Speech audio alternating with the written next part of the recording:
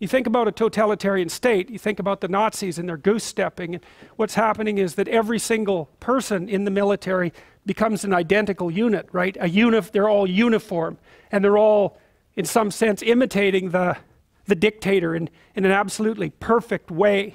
And so the dictator wants to impose strict uniformity on the entire population. That's order. Order. And one of the things we've discovered that's really interesting is that disgust sensitivity is associated with orderliness, and that's associated with conscientiousness. And one of the things about Hitler was that he was very disgust sensitive, and a lot of his hatred for non-Aryans. So imagine inside the Aryan box it was all uniform, outside it was all parasites and predators. And that was a manifestation of disgust, not of fear. It's a whole different thing.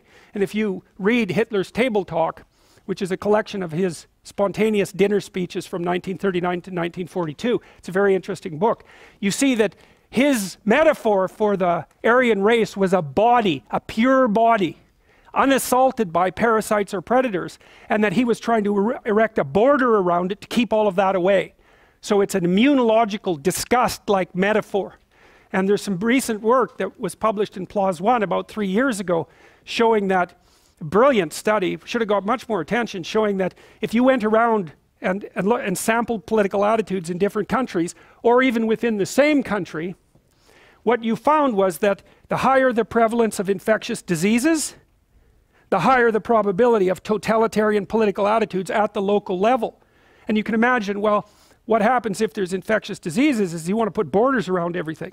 You don't want free movement between ideas or people, because that's partly how the disease spreads. You're going to have much more strict sexual rules, for example, because that's a great way for diseases to be transmitted. And before Hitler went on his rampage against the non-Aryans, he cleaned up all the factories. Like, he went in there and fumigated them. It was part of the law. He went on a public health campaign to get rid of tuberculosis, and he got rid of the bugs in the factories as well. And he used Zyklon B. That's an insecticide, and that's the gas that he used in the gas chambers eventually. So first it was the bugs in the rats, and then it was people who were, then it was euthanasia. That was the next move, and forced euthanasia. And the rationale for that was compassion, by the way, just so you all know. It's merciful to put these people who are burdensome to themselves and their families and the state, who are living second-rate lives. It's merciful to euthanize them. And that was a huge campaign in Germany. It was after that that the more racial purifications began.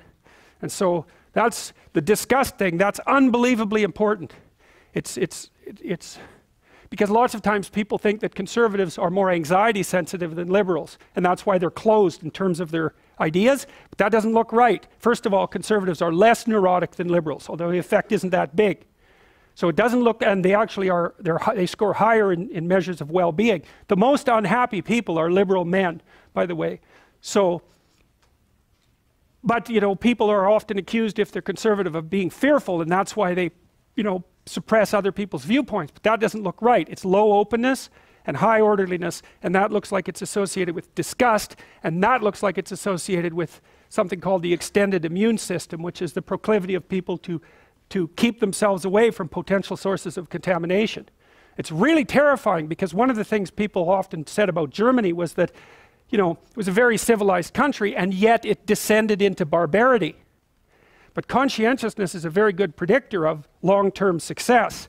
And so you could say, well, conscientious societies are more civilized, but they're also more orderly, and that makes them more disgust sensitive. And so what it might have easily been in Germany was that it was an excess of civilization rather than its lack that produced exactly these consequences. And that's a far more frightening proposition, and one that's, I believe, much more likely to be true. Hitler bathed 4 times a day. And he was also an admirer of willpower, so he could stand like this for 8 hours in the back of a car. And the thing about conscientious people is they're very willpower oriented.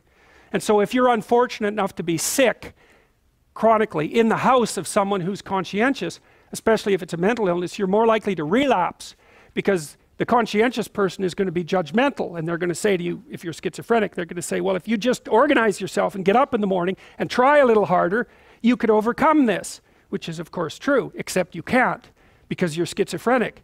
And so the pressure put on you by the anger and the contempt is going to increase the probability that you'll relapse.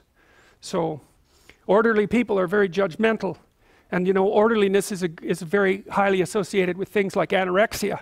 And the anorexic is basically someone who's so disgust sensitive that they become unable to tolerate their own body. And they see it as a source of corruption and imperfection, which of course is exactly right. It is. And it's a very difficult thing to maintain order around. So